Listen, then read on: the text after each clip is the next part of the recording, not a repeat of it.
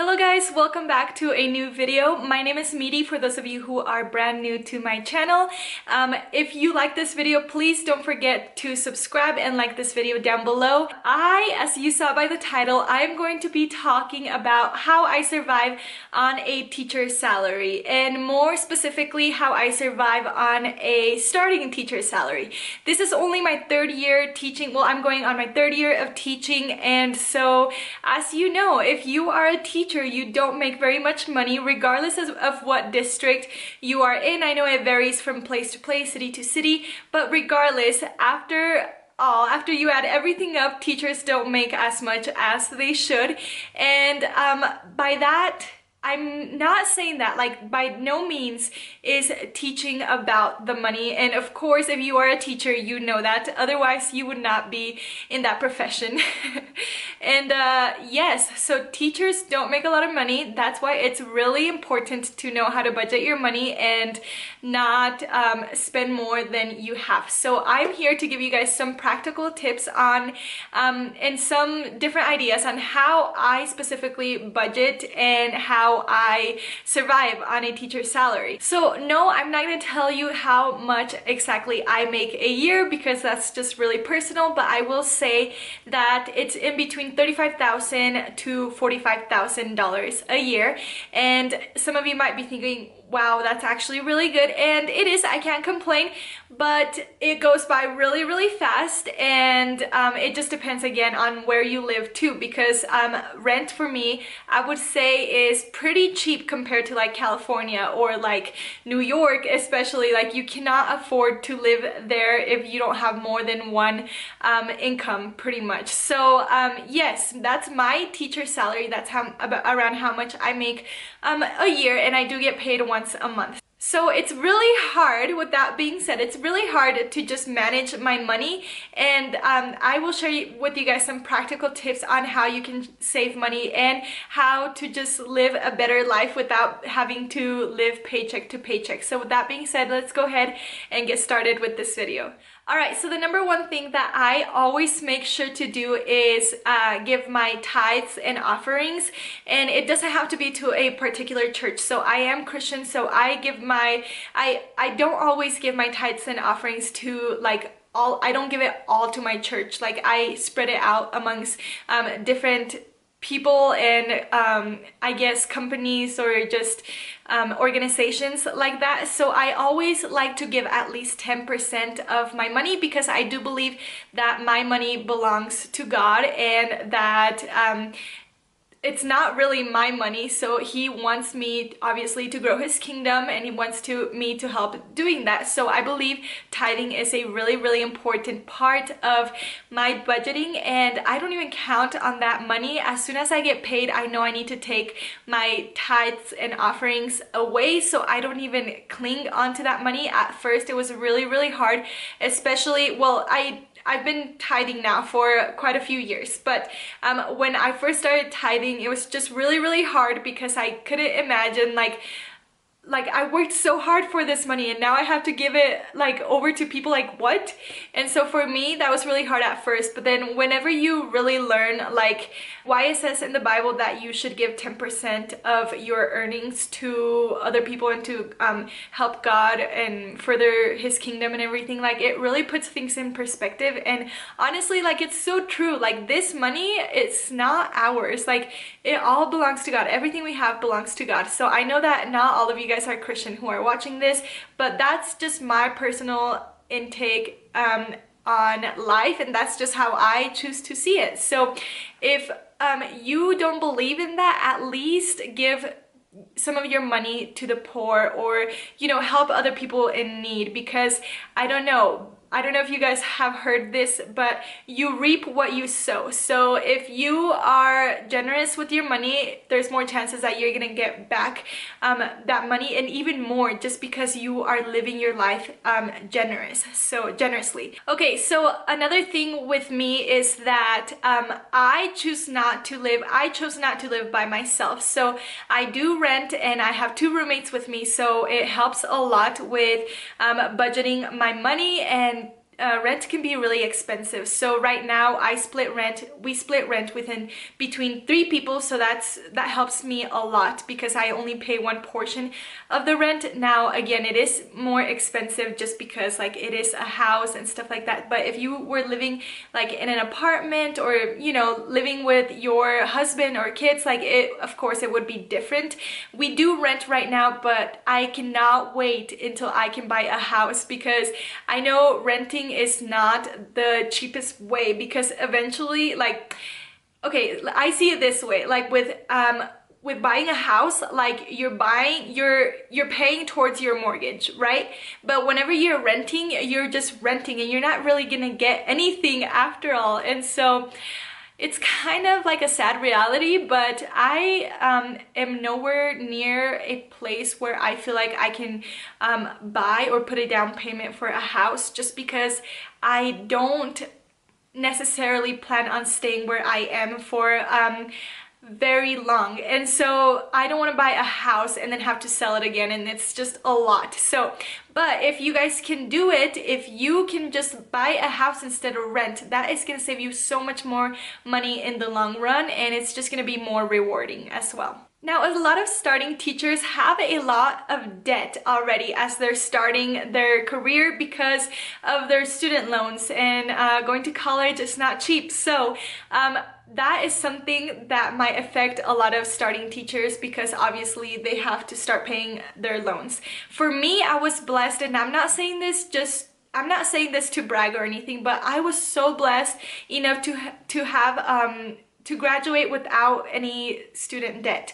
Actually, I never got a student loan because I didn't qualify because of my status in the country, and so thank God for that, honestly, because if I did qualify for student, did I say debt? I meant loans. If I did qualify for student loans, I feel like I would be in a lot of debt right now, but that encouraged me to just apply for a bunch of scholarships. And so I continually, while I was in college, I would continually just apply and reapply for scholarships, scholarship after scholarship after scholarship. And I also tried to keep my grades up like as much as I could. So that was honestly a huge blessing, being able to graduate with no debt. I know not everybody can say that, but for me, I went to a small college, and so it wasn't all that expensive anyway. And yeah, that was a huge blessing and a huge help, because right now I don't have any pretty much any loans. I mean, other than my car. I did buy a car last March, and so that has been probably one of my biggest, like that's the biggest chunk of money that gets taken out of my check every month. Because to be honest, and this might be TMI, but I'm just gonna share with you guys, to be honest, with my car insurance and with my car payment, I pay over $700 a month, and that's like a huge chunk. If you are a teacher, you know this. $700 is a huge chunk of your check, and so that is something that I chose to do because personally, like, I need a good car. You know, I didn't want to buy just a car that was going to break down later, and then, you know, like I wanted a car that I knew was going to be good. So yes, I bought a more expensive car. My car's a 2018, so it is a lot more expensive than like just a regular car. I could have totally done that and saved myself a bunch of money, but in the long run, I knew that that was smarter to do because I wanted a car that was gonna be reliable. And so if you don't have those kind of payments to make every month, like, good for you. You better start saving as much money as possible, because not having a car payment is such a blessing, and I cannot wait to pay my car off, because I've only been paying it off for about 8 months, but it feels like I have been trying to pay it off for forever. So the next piece of advice from me would be to not have any credit cards if you can avoid them. I currently do not have any credit cards whatsoever. I've actually never really had any debit cards. No, I did have one. I had one to American Eagle, and I had it for like a month, and then I was late on my payment, and I'm like, what the heck? And so I got like I don't know, I I got like a late fee or something like that. And so I was like, okay, you know what, if I can't even handle it, like why am I even getting this out? Like I don't even shop there all that much anyway. And so I finally canceled it, and ever since I have not had a debit card. So I suggest that if you guys can avoid credit cards, do, because they are so tricky and they can literally, oh my gosh, they can make your bank account drop like nothing else. So that's my advice. Now I know it's easier said than done. Like I'm single, so I like all of my income goes to me. I don't have children, I don't have a husband, and so like it's easier to budget for myself. Now if I had a husband and kids, like that would be a different story. Like I probably would get out credit cards, because I mean kids are expensive, and you know, so that's my biggest advice. If you do not need credit cards, do not get them out. All right, next piece of advice is to open up a savings account. It's really simple to do it, and I'm gonna sound like such a hypocrite when I say this, but I actually have not opened a savings account yet. I know. You would think after 3 years of teaching I would learn, but have I? No, I haven't. But don't you worry, you guys. I promise you, I am about to open a savings account either today or tomorrow, because you know what? These last few months I've realized, especially after buying my car and having to pay $700 for it, I realized, wow, I really need a savings account. So that's what I'm gonna do, and I encourage you guys to do the same. Like if you can at least have them pull out 10% of your income. You know, as every time you get paid, they'll pull out 10%, and then it starts building up. And I know I've been saying that to myself for as long as I started teaching, but it's really hard when you start your career, because you start buying more things and you start getting more expensive things, and so like you start living up to your budget instead of like spending the same amount of money that you were. Does that make sense? And so yeah, I would say, I literally just saw a deer jump my neighbor's fence. So yeah, there's a lot of deer around where I live. So that wasn't very surprising, but I was like, whoa, what was that? Anyways, wow, off topic. Yes, so I would say make sure you open up a savings account, just like I'm gonna do. And I think, like personally, I think I'm gonna start small. Like I'm gonna start with them taking out 10% of my income, and then once I am more comfortable with them taking money, then maybe I'll go to 15%, and then 20%, and then 30%, and you know, so on and so forth. But another thing too is that I don't know if this will make sense to you guys, but what I like to do with my money is first of all, I like to have an online banking. So it's pretty much just an app of your bank where you can just check your balance, and you can check all of everything that you've spent your money on, you know, day by day. That is really, really helpful, because before buying something, I check my bank and I check my balance. And if my balance is below a certain point, I'm like, okay, no, I cannot afford it, or yes, I can afford it, and I go ahead and make that purchase. But I personally try not to go below a certain number in my bank account, and that really helps me, because if I go below that number, then I just freak out, because I like to have a cushion in my bank account for just any emergencies that might happen. You never know when something might arise that you need to pay for, like tires, or when something having to do with your car, or when you have to go out of town, or just any emergency can happen at any time. So it's really important to have that cushion, even just a small amount of cushion, because yeah, you don't want that to take you by surprise and then not be able to have the money to take care of that, because that's the worst feeling ever. All right, so another good tip for starting teachers or any teachers to save money is to not have expensive habits. Now I know this is easier said than done, but for example, like I don't really drink coffee, so that saves me a lot of money, because I don't go to Starbucks or coffee shops that often. And another thing too, like I don't really drink much alcohol. Now I'm not judging if you do, but I'm just saying those people that drink alcohol on a daily, probably have a hole in their account. And especially as a teacher, again, because teachers can't really splurge on that kind of stuff. And so that's something that helps me, not having like super expensive habits. Now I do go snowboarding and lift tickets are expensive, but thankfully that's not like a year-round hobby. It's only in the winter. And so yeah, that can be expensive, but obviously I try to measure myself. Like I typically don't go buy a season pass just because they're really expensive. So I'll just get deals on like 3-packs or free days and things like that. But yeah, I feel like if you have expensive habits, they're just not good for your budget. Okay, so this next piece of advice is probably one of the most important as a teacher.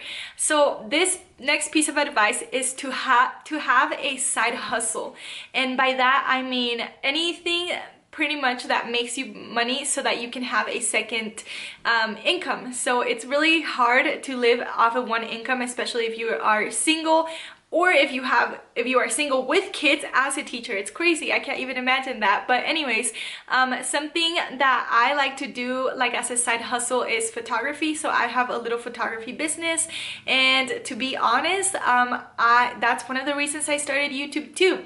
Not that I'm getting paid very much at all from YouTube, but that is something that is gonna benefit me hopefully in the long run, and hopefully I can start making more money, a little bit of extra money from YouTube, especially if I continue on, because I love YouTube, but also it's a very, very time consuming, and especially as a beginner on YouTube, like it just takes a lot of time and dedication. So right now, making videos is, I mean, my hobby. I do it mostly for free. But yeah, I would suggest starting a YouTube channel and just being very dedicated and consistent with it. Or you can babysit, you can tutor, do one-on-one tutoring. Some schools have that where they give you a stipend if you tutor kids or something. And the last piece of advice for you guys is to learn how to say no to some things. As hard as that is